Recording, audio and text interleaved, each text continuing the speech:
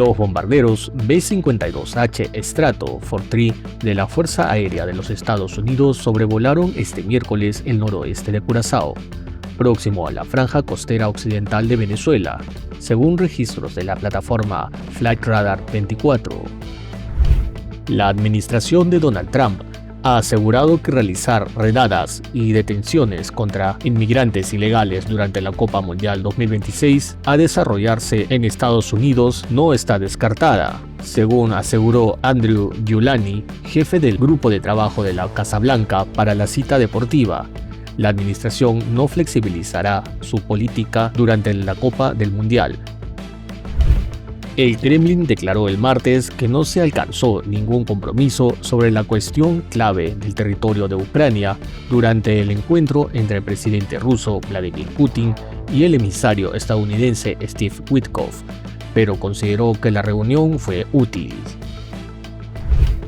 Israel anunció el miércoles haber recibido el cadáver de un rehén a través del Comité Internacional de la Cruz Roja, según un comunicado de la oficina del primer ministro Benjamin Netanyahu.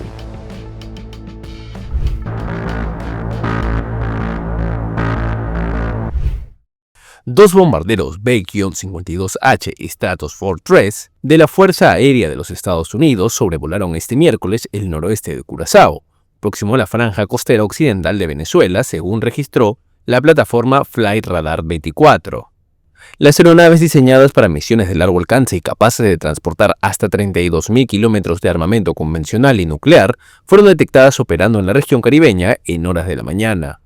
Uno de los aviones, identificado con el número de cola 610035 y el indicativo de Parca 11, despegó a las 0:43 horas de la mañana desde la base de la Fuerza Aérea de Minot, ubicada en Dakota del Norte. El trayecto documentado situó la aeronave en el espacio aéreo del Caribe, tras un vuelo continuo de varias horas. A este sobrevuelo se le sumó un segundo bombardero del mismo tipo, consolidando una formación considerada del ataque estratégico en las inmediaciones de Venezuela. Además, la presencia de ambos bombarderos surge apenas un día después del despliegue de 6 aviones P-8A Poseidón en la misma zona, destinados a patrullas marinas. Según información pública del Departamento de Defensa estadounidense, el B-52 Stratofortress es un bombardero supersónico operativo desde la década de 1950, destinado a garantizar la capacidad de disuasión estratégica de Estados Unidos.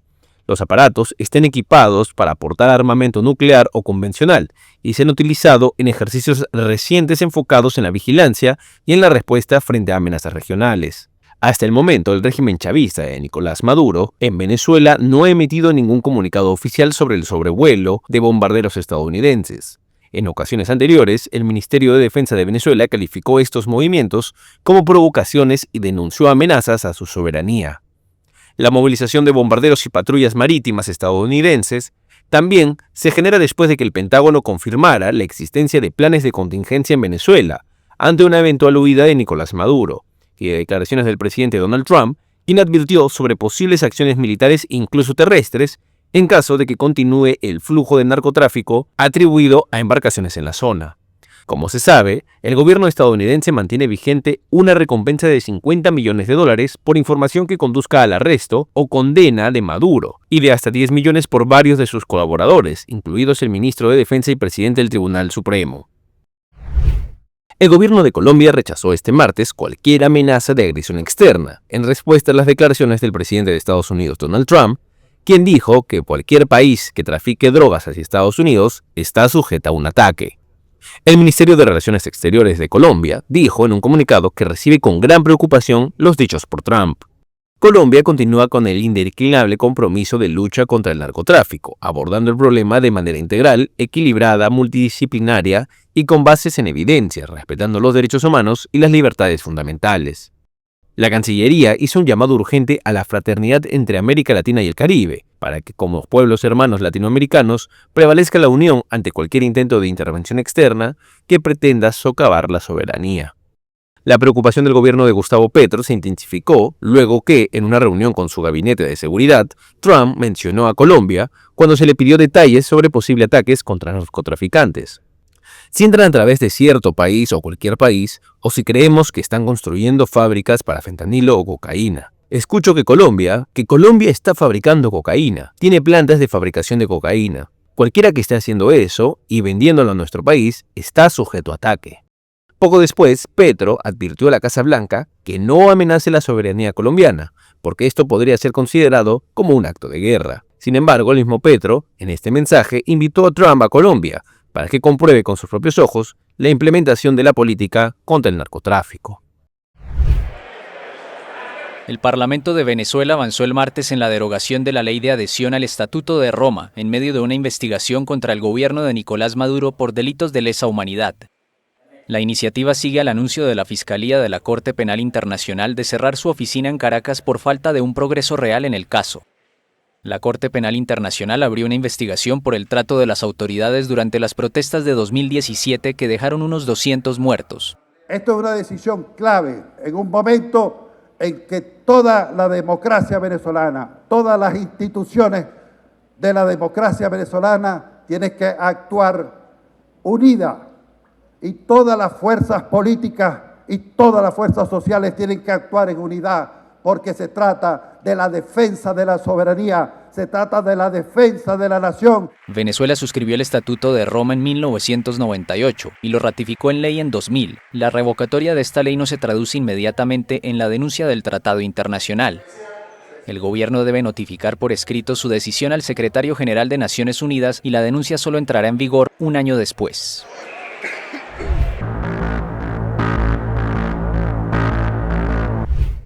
La administración de Donald Trump ha asegurado que realizar redadas y detenciones contra migrantes ilegales durante la Copa Mundial 2026 a desarrollarse en Estados Unidos no está descartada. Según aseguró Andrew Giuliani, jefe del grupo de trabajo de la Casa Blanca para la cita deportiva, la administración Trump no flexibilizará su política durante la Copa del Mundo. Debo insistir en que el presidente Trump no descarta nada que haga más seguro a este país. Lo que no toleraremos serán los alborotadores que amenacen la seguridad, aseguró el exgolfista, que afirmó que el evento deportivo demostrará que la seguridad y la hospitalidad pueden ir de la mano. En una conferencia de prensa en el Foreign Press Center de Washington, Giuliani aseguró que durante los últimos meses la administración Trump fortaleció el trabajo para identificar actores problemáticos que podrían ingresar al país con el pretexto de la Copa del Mundo. No quiero hablar de listas específicas, pero diré que hemos creado un centro de cooperación con la Policía Internacional en el que podemos trabajar con las fuerzas del orden de cada uno de los países. Esa es una de las principales soluciones que hemos propuesto y que también estamos trabajando con la FIFA en esto. Creo que ya lo han utilizado en la Eurocopa de Alemania 2024. Nos dimos cuenta que era una gran oportunidad para asegurarnos de que los posibles elementos conflictivos fueran descartados antes de llegar a Estados Unidos. El funcionario recordó los desmanes ocurridos en la final de la Copa América 2024, organizada por la Conmebol en Miami entre Argentina y Colombia, y en ese sentido destacó que en el Mundial 2026 los perímetros de seguridad serán muy diferentes. Como se recuerda, el director ejecutivo del Task Force también fue enfático en destacar los avances del FIFA Pass para que los hinchas extranjeros con entradas para el Mundial tengan prioridad para obtener una cita para las visas. Al ser preguntado sobre la posibilidad de que no se les otorgue los visados a la gente que pretenda visitar Estados Unidos para asistir al Mundial, Giuliani subrayó que para el ejecutivo estadounidense, cada decisión sobre un visado es una decisión sobre seguridad nacional. Con respecto a dos países participantes en el Mundial que estén en la lista de 19 naciones, cuyos ciudadanos tienen prohibido viajar a Estados Unidos por orden del gobierno de Trump, Haití e Irán, Giuliani destacó que parte de las delegaciones de ambos equipos ya han logrado extensiones para que se les autorice la entrada a suelo estadounidense. En el caso de los aficionados haitianos e iraníes que quieran asistir como espectadores, Giuliani remitió la cuestión al Departamento de Estado, del que depende la concesión de los visados. El Servicio de Ciudadanía e Inmigración de Estados Unidos anunció que, con efecto inmediato, ha suspendido los procesos de inmigración y naturalización para personas originarias de 19 países. La decisión llega luego del anuncio del presidente Trump, quien radicalizó sus políticas antimigratorias tras el atentado en Washington, D.C.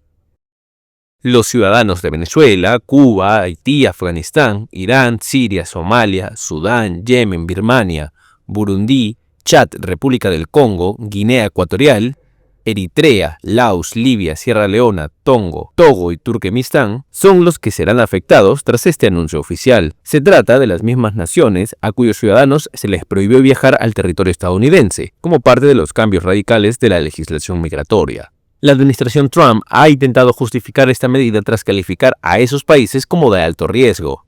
El gobierno no ha informado de cuándo se levantaría esta decisión en el memorando, que solo señala que el director de la agencia, Joseph Eldow, decidirá cuándo levantar la pausa. Adicionalmente, el Servicio de Ciudadanía e Inmigración de los Estados Unidos confirmó que a la brevedad de lo posible iniciarán las revisiones de todas las solicitudes de los beneficios aprobados para inmigrantes que ingresaron al país durante la administración del entonces presidente Joe Biden, quien gobernó el país entre enero del 2021 y enero del 2025.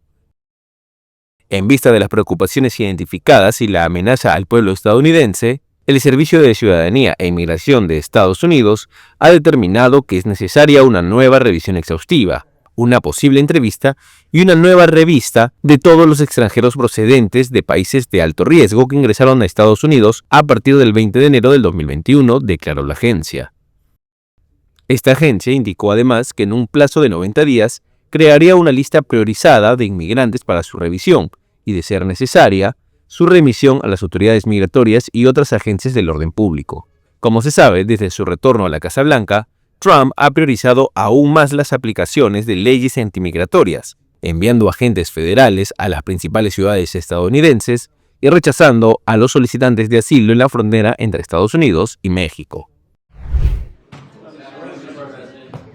El multimillonario y magnate tecnológico Michael Dell, junto a su esposa Susan, anunció el martes una donación histórica de $6.250 millones destinada a apoyar la iniciativa del gobierno del presidente Donald Trump, orientada a entregar cuentas de inversión a niños estadounidenses. Las llamadas cuentas Trump, incluidas en el proyecto presupuestario impulsado por la Casa Blanca en julio, ofrecen $1,000 a cada niño nacido después del 1 de enero de 2025. Pero la donación de los Dell permitirá extender el beneficio. Financiará depósitos de $250 para 25 millones de niños de hasta 10 años que no calificaban bajo la fecha límite inicial.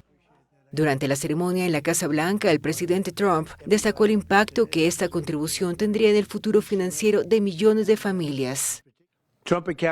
Las cuentas Trump serán los primeros, supongo que se podría decir, verdaderos fondos fiduciarios para cada niño estadounidense, permitiendo que los miembros de la familia, empleadores, corporaciones y donantes generosos contribuyan con dinero que será invertido y crecerá a lo largo de la vida del niño, para ser utilizado en su beneficio después de que cumpla 18 años.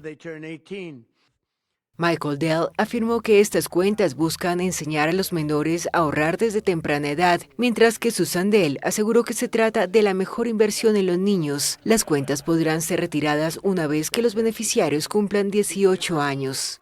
Según la Fundación Dell, el aporte alcanzará a casi el 80% de los niños de 10 años o menos, especialmente en zonas de menores ingresos.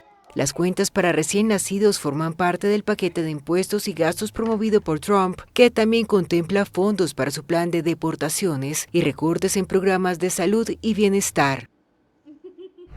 El ministro de Economía de España, Carlos Cuerpo, aseguró en Toronto que el comercio bilateral con Canadá podría duplicarse en los próximos años y superar los 10.000 millones de euros, impulsado por el giro arancelario de Estados Unidos. Tenemos una visión común, y más allá de la sólida relación bilateral de comercio e inversión, debemos aprovechar al máximo esta gran oportunidad que tenemos ahora para hacer mucho más. Ante empresarios y autoridades canadienses, destacó que ambos países tienen la oportunidad para ampliar su relación económica, especialmente en sectores como infraestructuras, energías renovables, tecnología, inteligencia artificial y farmacéutica.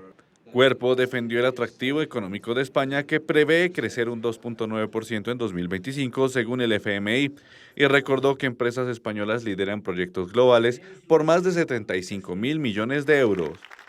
Canadá, por su parte, plantea invertir hasta $1 billón canadienses en 5 años para transformar su economía, con las infraestructuras y la digitalización como áreas clave, donde ambas naciones ven amplio potencial de cooperación.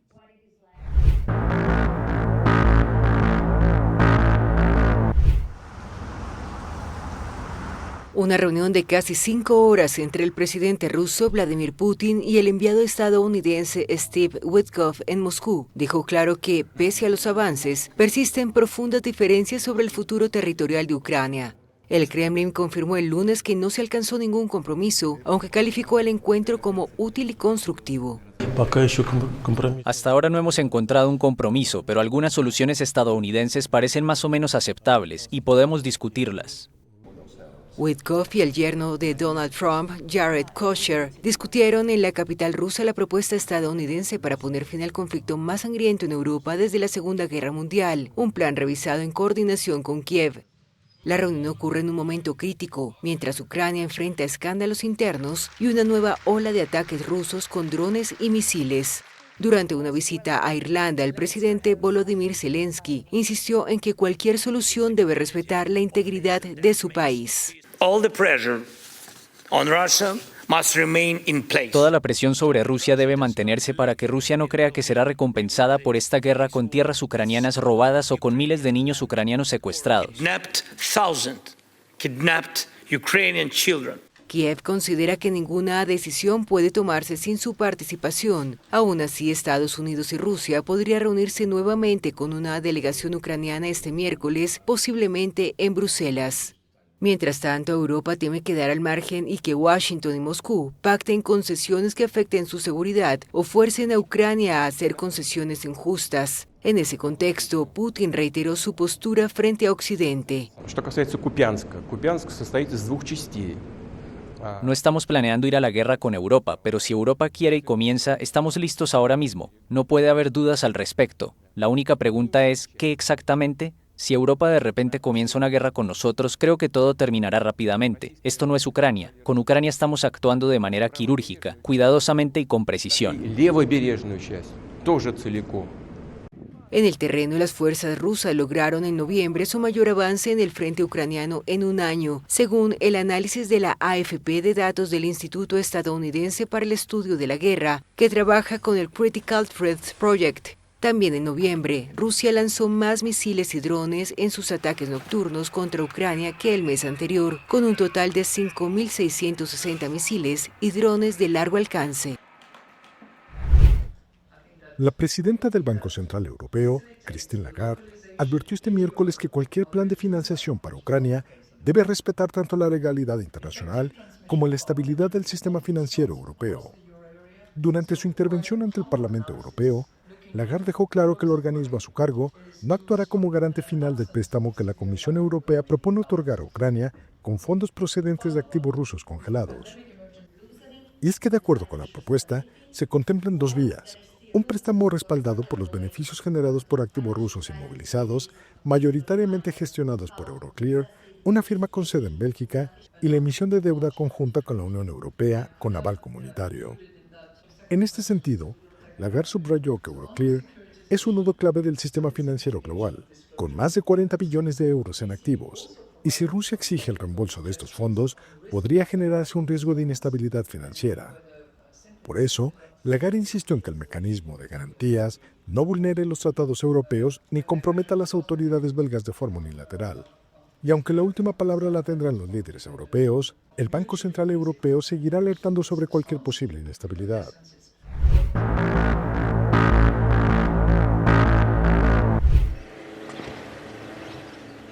Los habitantes de la Franja de Gaza podrían salir por Egipto en los próximos días. Eso anunció el miércoles Israel, en virtud de una medida contemplada en el Plan de Paz estadounidense para el enclave. El organismo del Ministerio de Defensa israelí que supervisa las actividades civiles en los territorios palestinos precisó que la apertura del paso fronterizo de Rafah se efectuará en coordinación con Egipto y la Unión Europea.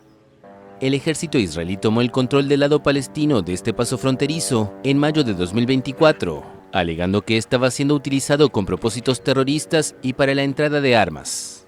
Fue brevemente reabierto durante la tregua anterior entre Israel y Hamás, que entró en vigor el 19 de enero, lo que permitió el paso de personas autorizadas a abandonar Gaza y la entrada de camiones de ayuda humanitaria. Rafah es un punto de entrada crítico para camiones cargados de medicamentos, comida y combustible. Durante mucho tiempo, este paso fronterizo ha sido la principal puerta de salida de los palestinos de Gaza autorizados a partir de la franja, bajo bloqueo israelí desde 2007. Israel anunció el miércoles haber recibido el cadáver de un rehén a través del Comité Internacional de la Cruz Roja, según un comunicado de la oficina del primer ministro Benjamin Netanyahu. El ejército precisó posteriormente que el ataúd había sido trasladado a Israel y se dirigía al Instituto Nacional de Medicina Forense, en Tel Aviv, para una autopsia que permita identificarlo. Los brazos armados de Hamas y la Yihad Islámica, dos organizaciones consideradas terroristas por numerosos países, realizaban búsquedas en Beit Lahia, en el norte del territorio palestino, y encontraron restos que podrían pertenecer al cuerpo de un prisionero israelí, explicó una fuente de Hamas. El martes estos grupos islamistas entregaron otro cuerpo, pero Israel dijo el miércoles que los restos no correspondían a ninguno de los dos rehenes aún retenidos en Gaza. Una tregua puso fin en octubre pasado a más de 2 años de guerra en la Franja de Gaza, iniciada por el ataque sin precedentes de Hamas en Israel el 7 de octubre de 2023. Según el acuerdo de tregua, el movimiento islamista palestino liberó a los 20 últimos rehenes secuestrados ese día que seguían con vida. Hamas y sus aliados también han devuelto desde entonces 26 de los 28 cadáveres de rehenes que se habían comprometido a entregar a Israel en el marco del alto el fuego. Los 2 cuerpos restantes corresponden a un israelí y a un tailandés.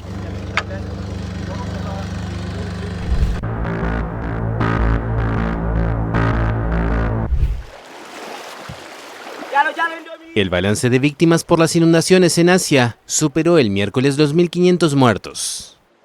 Una torrencial temporada monzónica, a la que se sumaron 2 inusuales ciclones tropicales, provocó desde la semana pasada intensas lluvias en Sri Lanka, Indonesia, Tailandia y Malasia. En la isla indonesia de Sumatra, aumenta la desesperación entre los damnificados de la tragedia por la lentitud de las labores de rescate y la distribución de ayuda. Quizá mientras sigamos aquí todo irá bien, pero después de esto no sé a dónde iremos. Ahora mismo mi situación es difícil y no tengo ni idea de dónde se supone que vamos a vivir. Sri Lanka también sufrió lluvias torrenciales, inundaciones y deslizamientos de tierra en gran parte del territorio.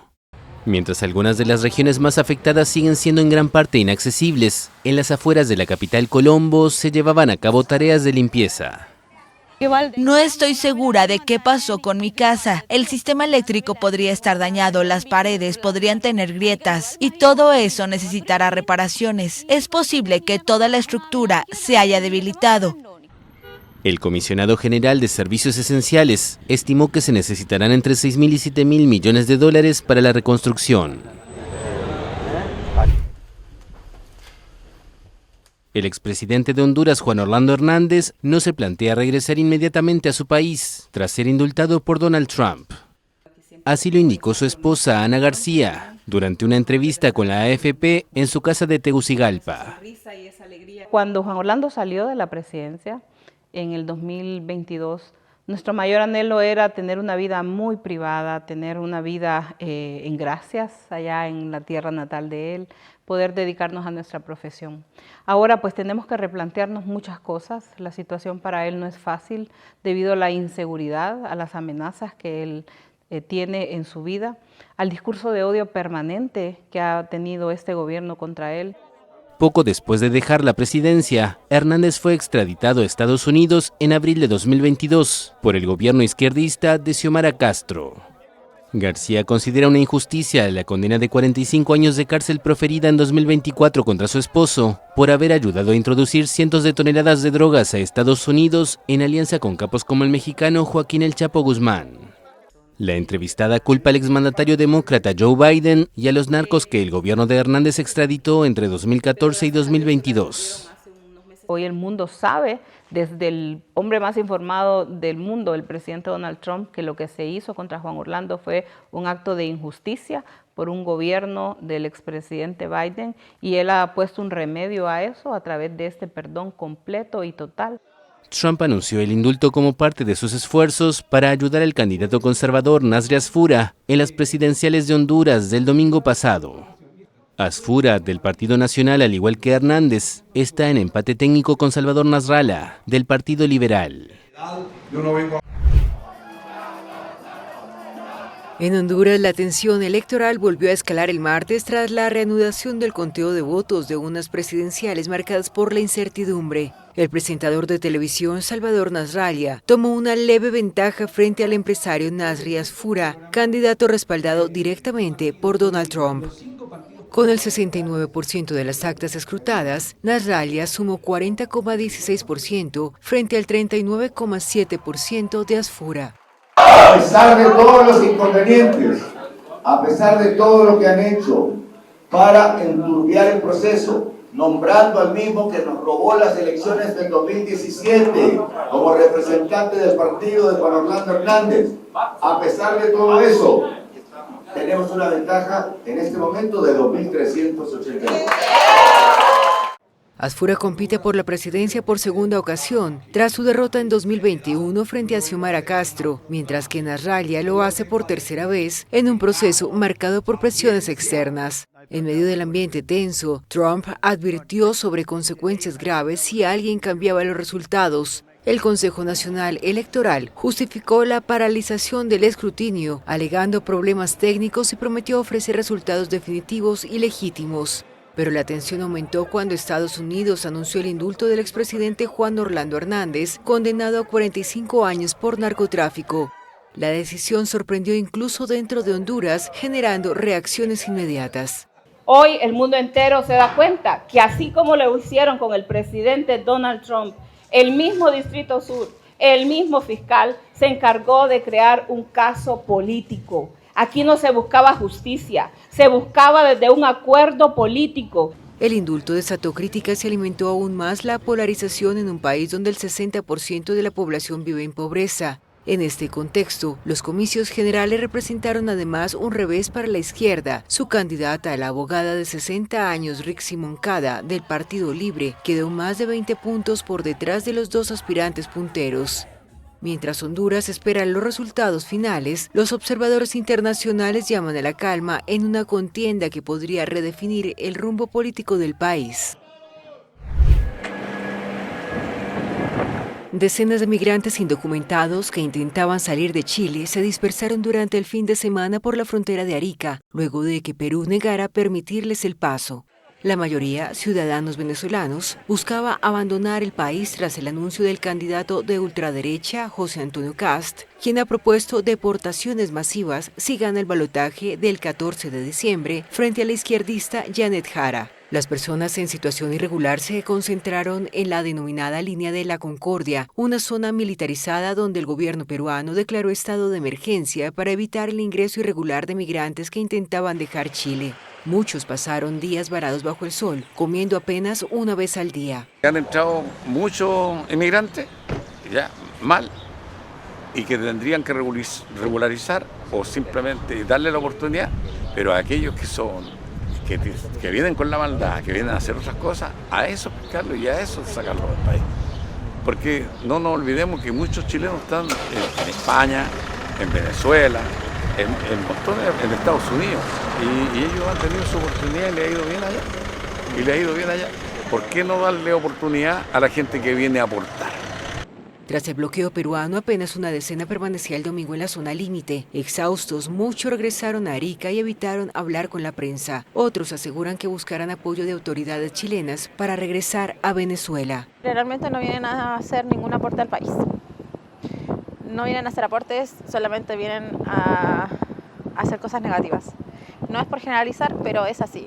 Yo tengo mucha gente cercana, igual, inmigrantes, pero ellos están con sus papeles al día, trabajan, son un aporte para el país, pero hay gente que realmente no lo es.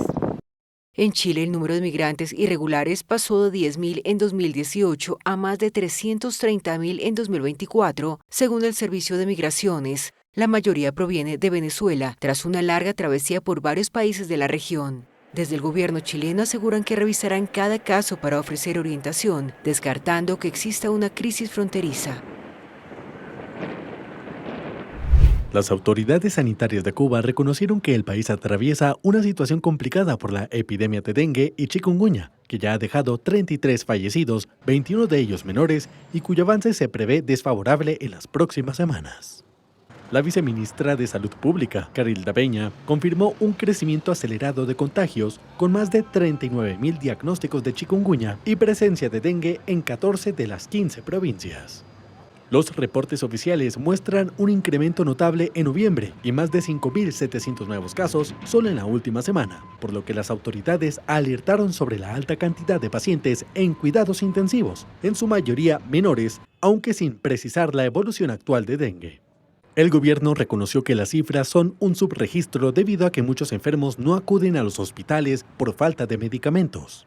La epidemia en Cuba se agrava por la crisis económica, que limita la fumigación, el acceso a pruebas diagnósticas y la atención médica, en un sistema de salud que ha perdido casi un tercio de sus médicos desde 2021.